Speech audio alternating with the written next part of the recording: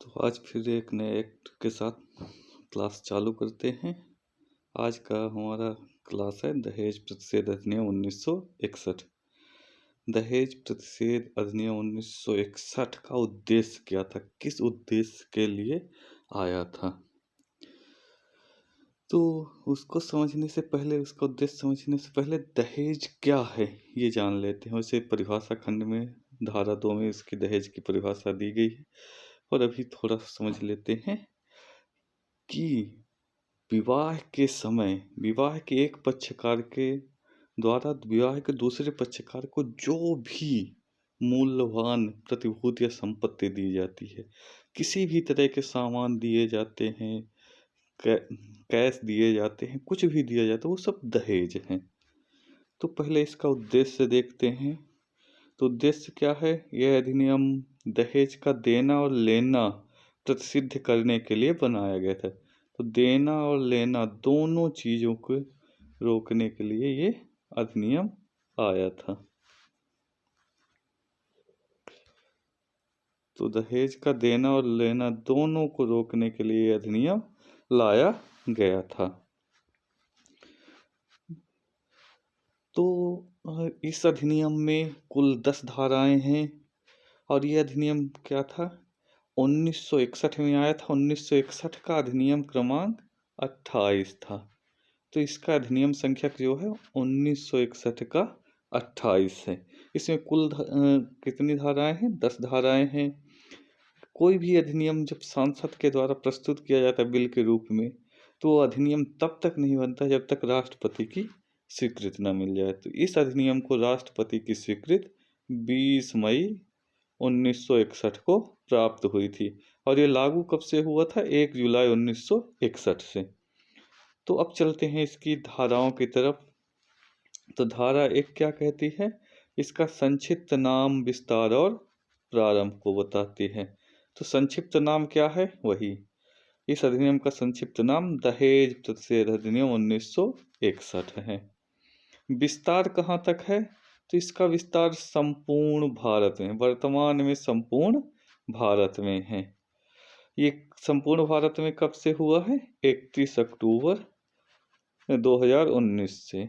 31 अक्टूबर 2019 से संपूर्ण भारत पे लागू है। जब प्रारंभ में 1961 में आया था, तब ये अधिनियम जम्मू कश्मीर राज्य में लागू नहीं होता था। तब क्या था? जम्मू कश्मीर राज्य को छोड़कर संपूर्ण भारत पे। तो इसमें दो तरह से प्रश्न बनते हैं।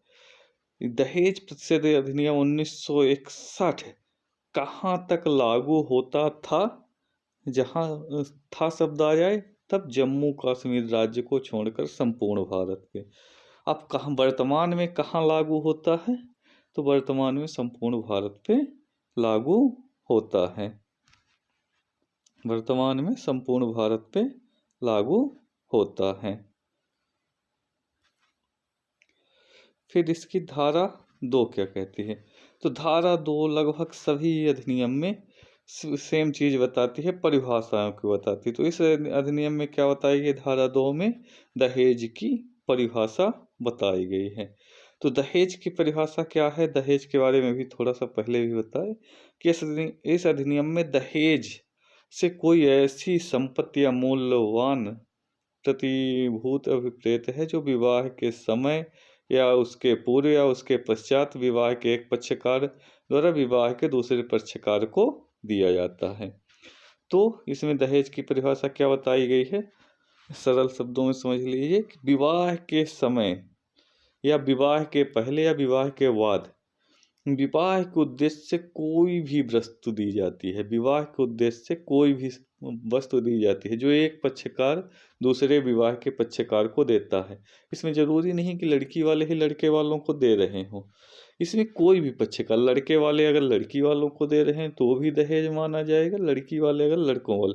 इसीलिए इसमें क्या शब्द आया है? एक पक्षकार दूसरे पक्षकार को दिया या लिया जाता है।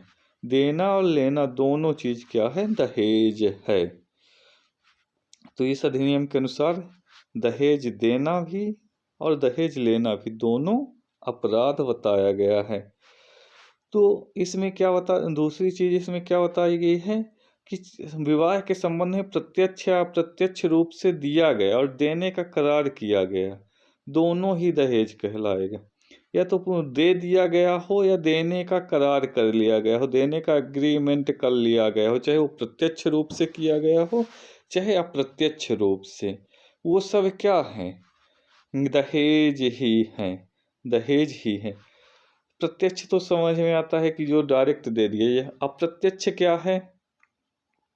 अप्रत्यक्ष जो डायरेक्ट ना मांग के, डायरेक्ट ना दे के किसी और तरीके से दिया जाता है। जैसे दहेज के लिए अब इनडायरेक्ट मांग की जाती है, डायरेक्ट न कि उस जगह से हमारे लड़के की शादी वाले आए थे तो मुझे 10 लाख दे रहे थे, कार दे रहे थे। तो ये क्या हो गया? एक तरह से अप्रत्यक्ष मांगना हो गया। तो ये भी क्या है? दहेज की श्रेणी पे आएगा। लेकिन क्या है, मुस्लिम विधि जो है शरीयत, उसके अंतर्गत जो मुस्लिम विवाह के समय क्या मेहर की राशि दी जाती है, वो क्या है? दहेज की श्रेणी में नहीं आएगा। मेहर की राशि जो दी जाती है वो क्या है? दहेज की श्रेणी में नहीं आएगा। फिर अगली धारा देखते हैं, धारा 3। धारा 3 में क्या है? दहेज देने या लेने के लिए शास्ति।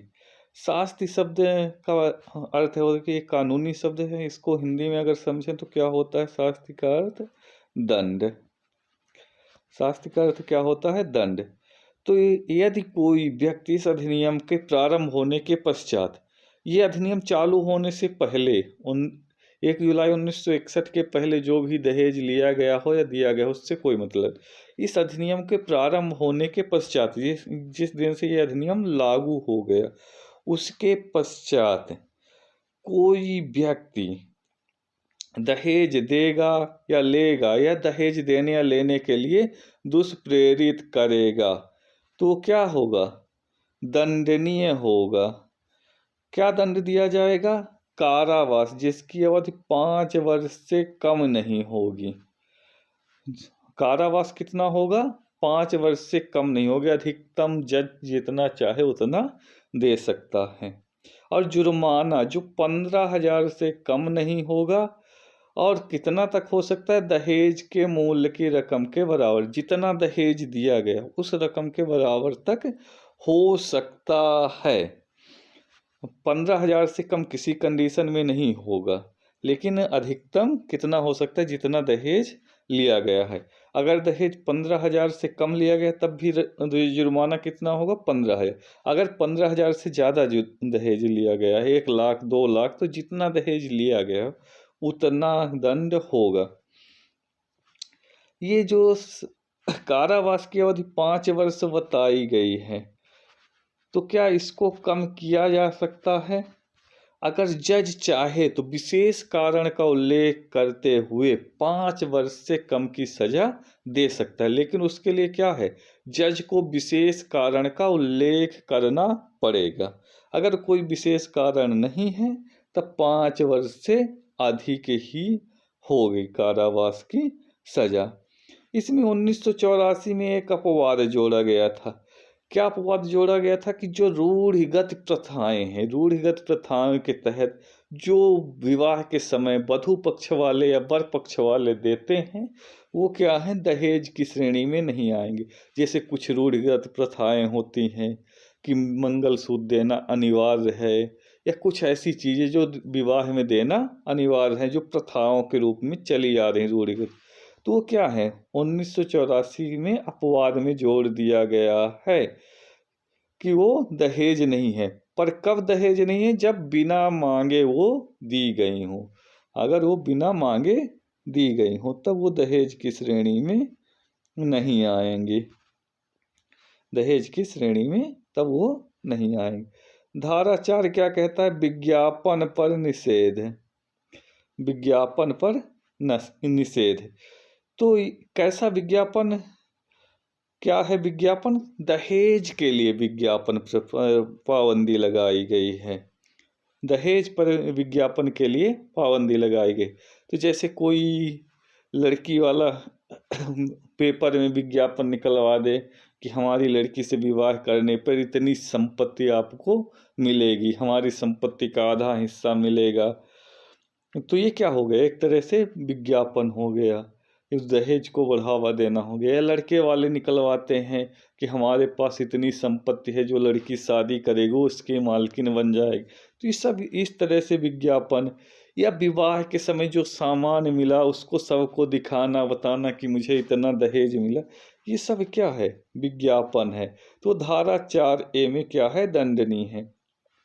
तो ऐसा करने पर कारावास की होगा, जिसकी अवधि कितनी होगी, 6 माह से कम नहीं होगी, जो कितने 5 वर्ष तक हो सकती है। और जुर्माना 15,000 रुपये तक हो सकता है। जुर्माना कितना हो सकता है, 15,000 रुपये तक हो सकता है। इसमें भी वही कंडीशन है कि जज चाहे तो 6 माह से कम की सज़ा दे सकता है, लेकिन उसको विशेष कारण का उल्लेख करना होगा। अगर कोई विशेष कारण नहीं है तब क्या है, 6 माह से कम किसी भी तरह के कारावास नहीं होगे। धारा 4A कब जोड़ी गई है, तो 1986 के संशोधन के द्वारा धारा 4A को जोड़ा गया था। इसके पहले एक धारा अपनी छूट गई थी, धारा 4। धारा 4 में क्या है, दहेज मांगने के लिए दंड।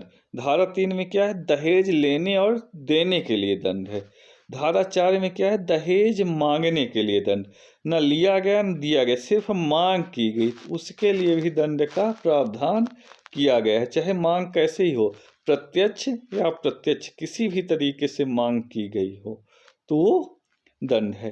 प्रत्यक्ष तो सामने से मांग लिए कि मुझे इतना चाहिए। अप्रत्यक्ष जैसे भी एक एग्जाम्पल बताए कि वो बोलते हैं कि हमारे यहाँ शादी वाले आए थे, फिर इतना दे रहे थे मुझे, तब भी हम नहीं किए।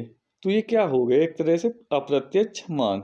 तो इस तरह से भी अगर होता है प्रत्यक्ष या अप्रत्यक्ष मांग, तो 6 माह तक का कारावास, जो अधिकतम 2 वर्ष तक का हो सकेगा, और 10,000 रुपये तक जुर्माना से दंडनीय होगा। तो 6 महीने से लेके 2 वर्ष तक का कारावास और 10,000 रुपये तक से दंडनीय होगा ऐसा करना।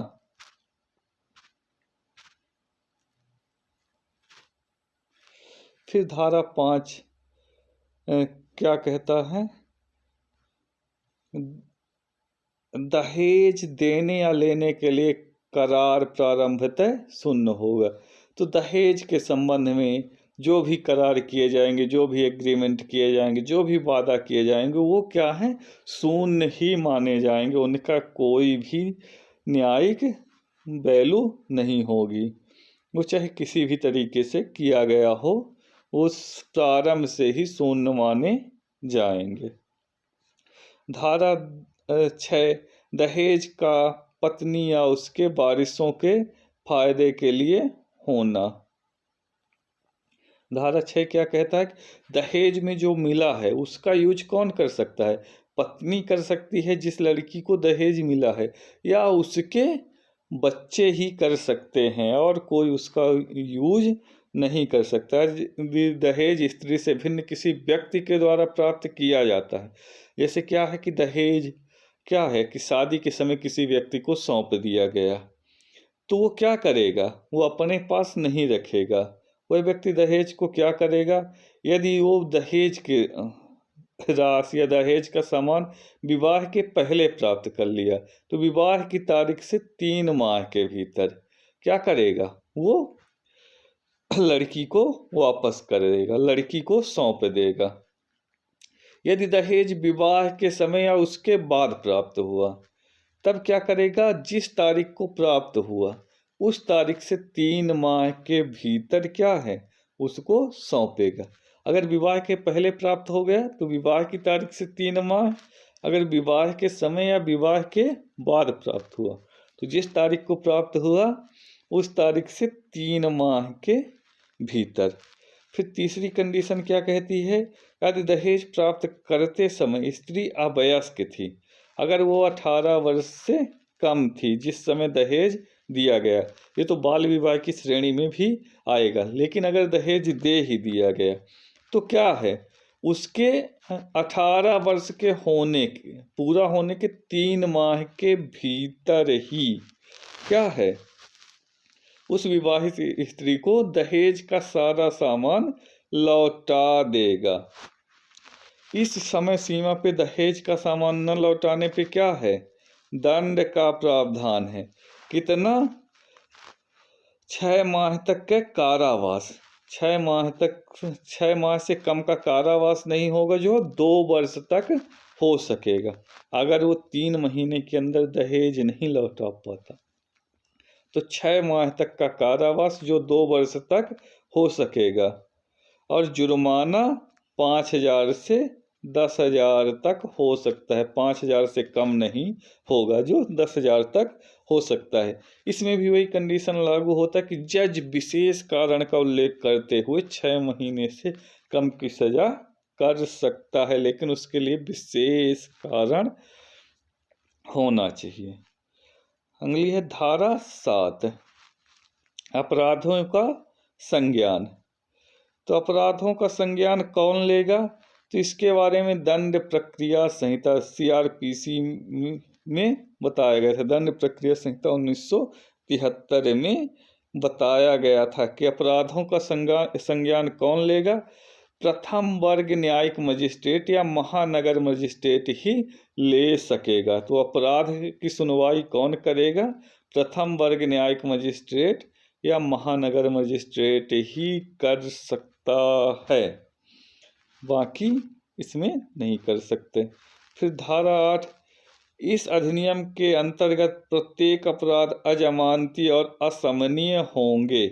तो धारा 8 क्या कहती है कि इस अपराध में, जो इस अधिनियम में जितने भी अपराध हैं वो सब संज्ञेय श्रेणी के अपराध होंगे। मतलब इसमें किसी भी प्रकार का जमानत नहीं होगा, किसी भी प्रकार की समन की जरूरत नहीं होगी।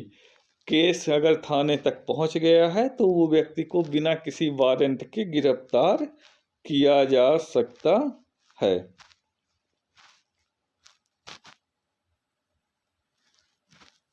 धारा 8A, धारा 8A क्या कहता है, अभी बताया गया कि अपराध के बारे में जानकारी हुई तो उसको सीधे जेल में डाल दिया जाएगा।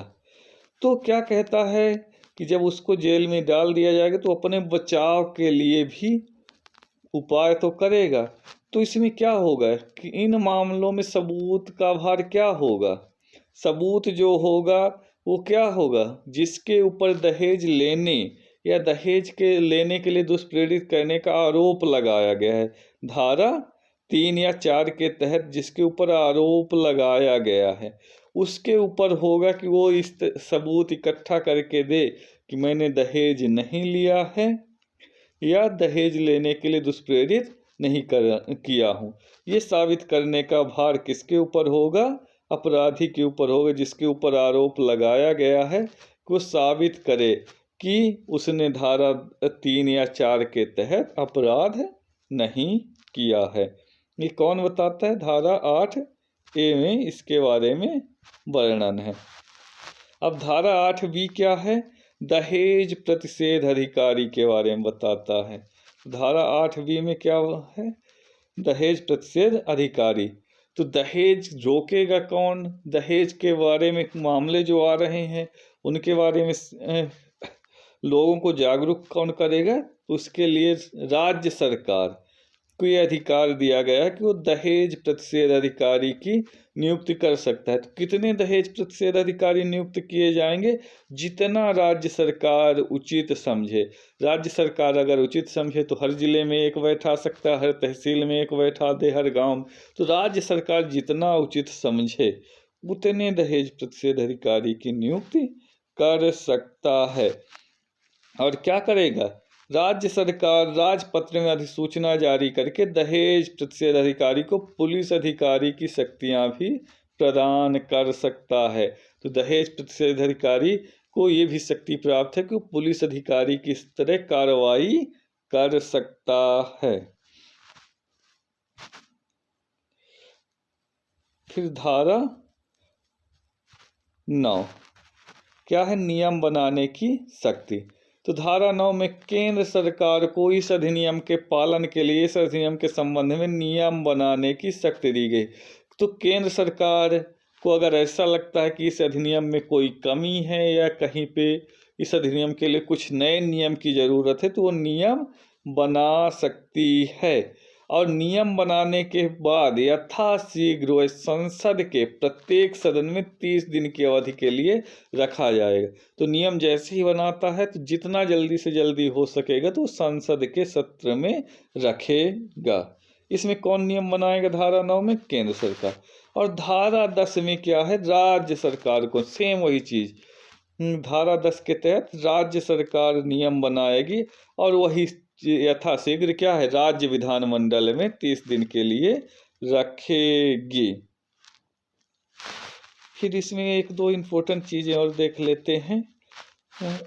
तो यदि किसी विवाहित स्त्री की विवाह के 7 वर्ष के भीतर अप्राकृतिक तरीके से मृत्यु हो जाती है, अप्राकृतिक तरीके से मतलब किसी अन्य कारण से, आग लगाने से, फांसी लगाने से, किसी अन्य वैसे अप्राकृतिक तरीके से उसकी मृत्यु हो जाती है, तब क्या है? वो दहेज का मामला बनेगा। और उस स्थिति में क्या होगा? 7 वर्ष के भीतर अगर मृत्यु हो जाती है तो दहेज की संपत्ति उसके संतान को, अगर संतान नहीं है तो माता पिता को अंतरित करनी होगी, स्त्री के माता पिता को लौटानी होगी।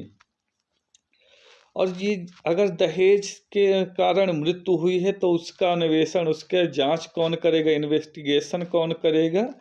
तो ये पुलिस उपाधीक्षक स्तर का अधिकारी द्वारा ही की जाएगी। मतलब डीएसपी रैंक से नीचे का अधिकारी नहीं करेगा दहेज के मामलों में जांच। कौन करेगा दहेज के मामलों में जांच? पुलिस अधीक्षक रैंक से ऊपर का ही अधिकारी करेगा। पुलिस उपाधीक्षक रैंक से ऊपर का अधिकारी ही करेगा।